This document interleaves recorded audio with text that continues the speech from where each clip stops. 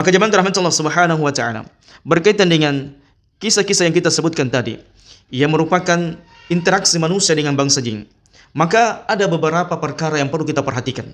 Yang pertama jemaah rahmat Allah, peristiwa alam gaib adalah bukan peristiwa yang harus kita takuti, sangat takuti. Kita sangat khawatirkan, kita terlalu menimbulkan di dalam diri kita was-was. Jangan jemaah rahmat Allah. Jangan menjadikan peristiwa alam gaib itu kita semakin takut. Adapun kalau kita takut tabiiyah, takut karena fitrah, istilahnya sekedar takut, maka itu tidak ada masalah. Namun kalau rasa takut ini terlalu besar di dalam diri kita, takut dengan mereka, takut dengan alam gaib, takut terhadap penampakan, maka jangan sampai kita terjatuh dalam kesyirikan. Perkara gaib zaman rahmatullah, peristiwa-peristiwa perkara gaib, peristiwa-peristiwa alam mistik, karena kita melihat penampakan, kadang ada sesuatu yang kita lihat di dalam rumah kita, maka seharusnya itu semakin menambah perkara tauhid di dalam diri kita. Semakin menambah kualitas keimanan dan ketakwaan kita kepada Allah Subhanahu wa taala. Semakin menambah keyakinan kita bahwasanya ada alam-alam gaib yang tidak akan mungkin bisa kita lihat dengan kasat mata. Namun hal itu bisa kita rasakan karena peristiwa-peristiwa tersebut hampir setiap saat kita hadapi. Hampir setiap saat kita rasakan, hampir setiap saat kita dengar cerita manusia, si fulan berkata demikian, si fulan berkata demikian tentang perkara gaib. Maka seharusnya ini menambah keimanan dan ketakwaan kita kepada Allah dan menambah kualitas tauhid kita kepada Allah Subhanahu wa taala. Dia Allah, "Wa ma khalaqtul jinna wal insa illa liya'budun." Tidaklah aku ciptakan jin dan manusia melainkan kedua makhluk ini menyembah kepadaku.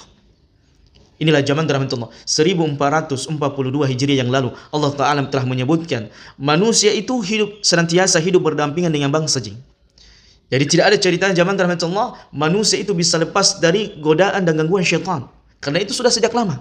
Sudah ada sejak Nabi Adam alaihissalam, nenek moyang kita, bapak kita, Nabi Adam alaihissalam, sudah sejak dahulu penciptaan ratusan tahun yang lalunya sudah diganggu oleh syaitan. Maka bagaimana dengan anak-anak Adam? Maka syaitan akan senantiasa membuat makar terhadap keturunan Nabi Adam alaihissalam. Jadi zaman rahmatullah tidak usah terlalu takut, tidak usah terlalu cemas, tidak usah terlalu was-was, dihadapi bismillah. Dan itu membuat kita semakin yakin bahwasanya dia adalah makhluk Allah sama dengan kita. Dia ada sebagaimana kita ada. Dia berwujud sebagaimana kita berwujud.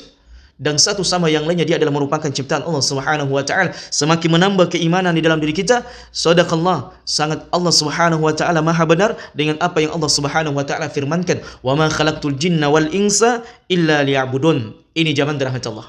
Kemudian perkara yang kedua zaman rahmatullah, berkaitan dengan interaksi alam gaib. Hal-hal yang kita rasakan yang mungkin ada di sekitar kita, di sekeliling kita, atau tetangga kita, di teman kita yang sering menyaksikan hal-hal demikian, maka perkara gaib tersebut jangan sampai membuat kita terjatuh di dalam kesyirikan kepada Allah Subhanahu wa taala. Jangan sampai kita terjatuh dalam perkara-perkara syirik. Misalnya sebagian manusia karena mungkin sering diganggu oleh bangsa jin, maka dia mendatangi dukun untuk berobat, untuk meruqyah rumahnya, untuk melakukan ritual-ritual tertentu. Jangan zaman rahmatullah. Jangan jadikan perkara gaib itu, hal-hal mistik itu sarana untuk kita berbuat kesyirikan, terjatuh dalam kesyirikan. Hati-hati zaman rahmatullah.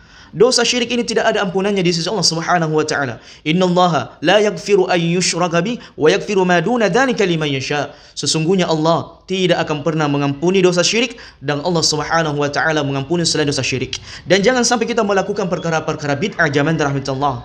Memanggil orang-orang yang nyeleneh, memanggil orang-orang yang tidak paham tentang bagaimana perkara-perkara alam gaib. Mereka yang kemudian beragama di atas kekufuran, beragama di atas kesyirikan kepada Allah Subhanahu wa taala, yang mengaku ruqyah syariah. Hati-hati. Ini banyak penipuan.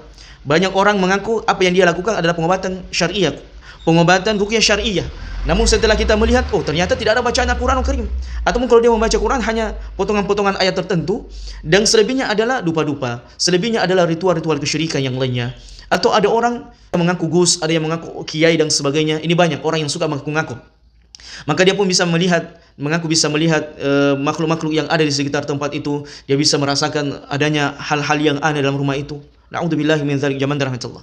Dan yang kita memanggil orang-orang tersebut zaman rahmatullah, maka timbullah dalam diri kita perkara-perkara syirik. Kita semakin takut dengan bangsa jin. Kita semakin takut dengan dunia-dunia alam gaib. Kita semakin khawatir dengan perkara-perkara tersebut. Jangan zaman rahmatullah. Ini sangat berbahaya. Takut kepada makhluk melebihi takut kita dari Allah Subhanahu wa taala kepada Allah Subhanahu wa taala adalah merupakan kesyirikan. Jadi kalau kita terlalu takut dengan sesuatu, maka itu adalah merupakan syirik. Maka inilah pentingnya kita melawan zaman rahmatullah. Kita kemudian menumbuhkan di dalam diri kita sifat-sifat tauhid. Dan kita yakini mereka adalah makhluk Allah Subhanahu wa taala. Sebagaimana saya makhluk, yang lainnya makhluk dan sebagainya. Mereka ada sebagaimana kita berada. Jadi jangan terlalu dibuatkan skenario sedemikian rupa zaman rahmatullah. Ya. Dan sebagian YouTuber yang suka dengan dunia alam gaib, ya, yang suka mencari tempat-tempat yang keramat, tempat-tempat yang sakral, tempat-tempat yang banyak penampakan, yang mereka mengejar hal-hal tersebut demi sebuah konten. Tidakkah mereka mengetahui bahwasanya jangankan mencari tempat, di dalam diri mereka sendiri ada syaitan mungkin, ada jin yang masuk dalam tubuh mereka yang mereka tidak sadari.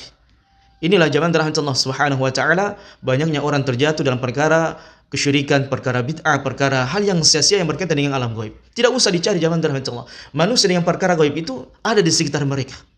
Ya, karena syaitan dari kalangan bangsa jin akan senantiasa beredar di tengah-tengah manusia.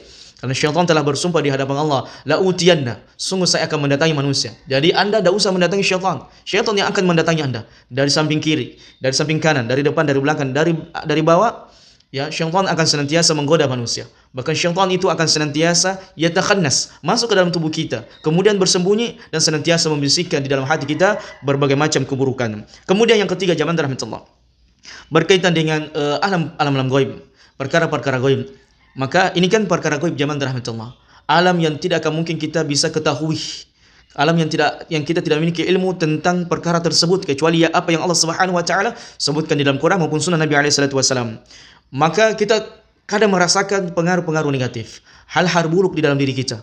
Maka inilah pentingnya kita kemudian senantiasa beristi'adzah, memperbanyak meminta perlindungan kepada Allah Subhanahu wa taala. Di antaranya ayat yang Allah Subhanahu wa taala turunkan yang maha dahsyat adalah surah Al-Falaq, surah An-Nas.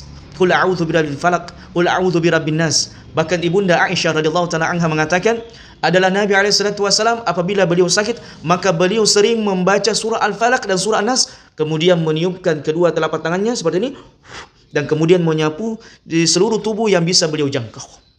Inilah zaman rahmatullah, pengajaran yang diajarkan oleh Nabi alaihi salatu wasallam. Maka siapapun di antara kita zaman rahmatullah yang sudah lama berobat, yang sudah lama merasakan sakit, mendatangi dokter satu, dokter ini, dokter spesialis ini, dokter spesialis itu, dan belum kunjung sembuh, maka silakan amalkan yang diajarkan oleh Nabi alaihi salatu wasallam. Dan di antara sunnah Nabi alaihi salatu wasallam apabila beliau sakit adalah beliau kemudian membaca surah Al-Falaq, qul a'udzu birabbil falaq, dan beliau kemudian membaca surah An-Nas, kemudian beliau meniupkan di telapak tangan seperti ini, kemudian menyapu seluruh tubuh bagian tubuhnya yang bisa beliau jangkau. Berapa kali? Terus menerus zaman rahmatullah. Berapa kali terus menerus zaman rahmatullah sampai kita sembuh? Berapa kali terus menerus sampai kita menegakkan tauhid di dalam diri kita?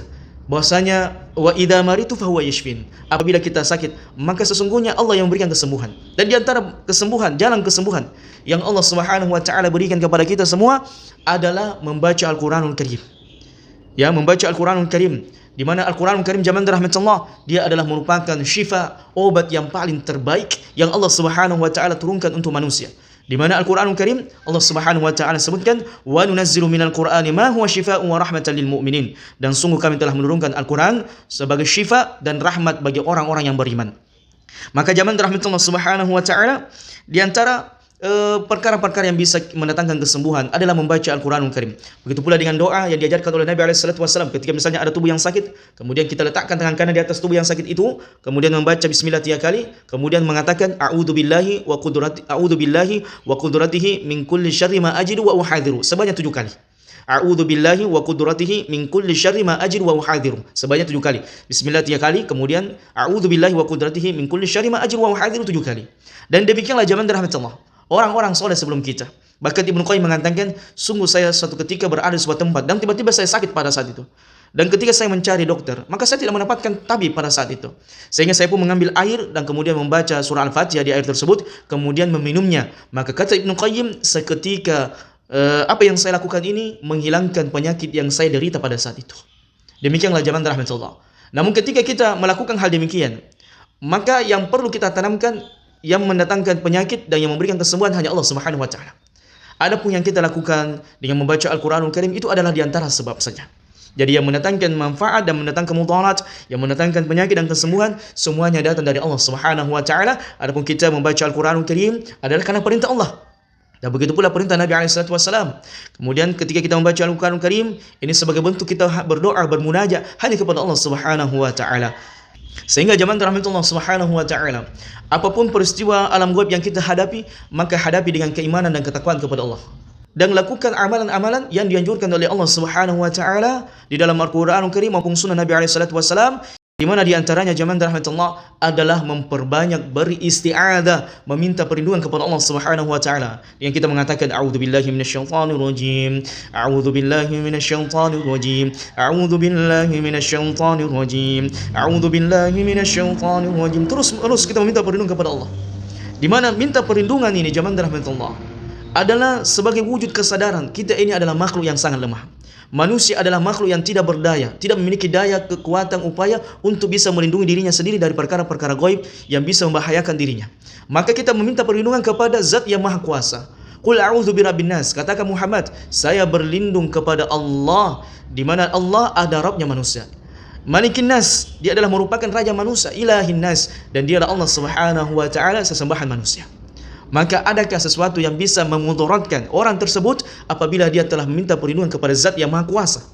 Dia telah meminta perlindungan kepada Sang Pencipta langit dan bumi yang menciptakan manusia dan jin. Adakah yang bisa membahayakannya lagi?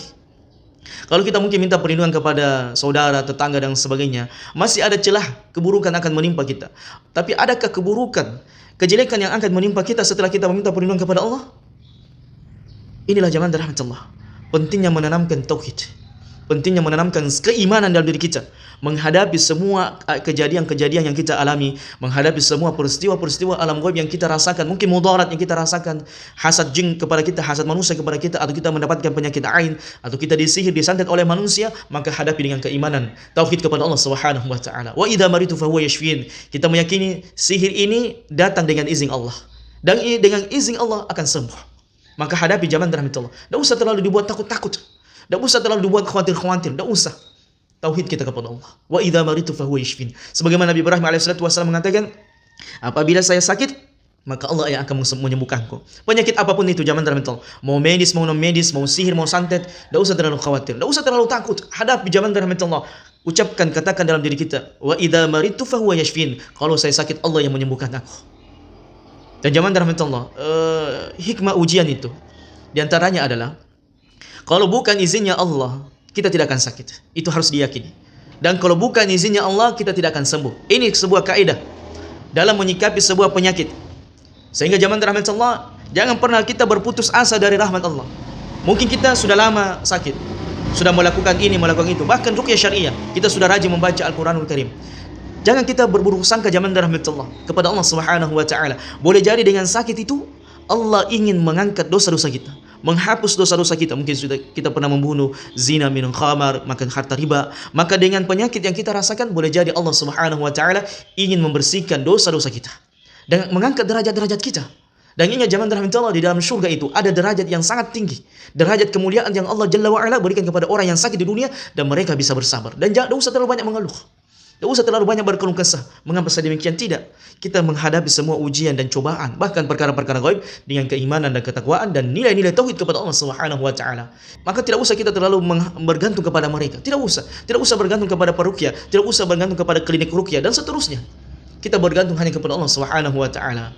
Cuma memang dalam perkara-perkara tertentu, mungkin karena tidak ada yang mengetahui di tengah-tengah keluarga kita, dan kalau kebetulan keluarga kita butuh penanganan ruqyah syariah, dan jangan sampai kita mendatangkan dukun, maka tidak mengapa kemudian kita mencari orang-orang soleh, orang-orang yang bisa menuntun kita dalam perkara-perkara sedemikian, mengajarkan kepada kita perkara-perkara tauhid, mengajarkan kepada kita perkara-perkara sunnah.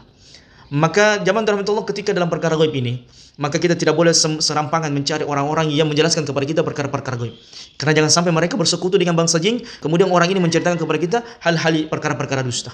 Karena umumnya zaman rahmatullah dukun itu kebanyakannya pendusta. Umumnya dukun itu adalah pendusta. Mereka adalah banyak selalu melakukan hal-hal kebohongan.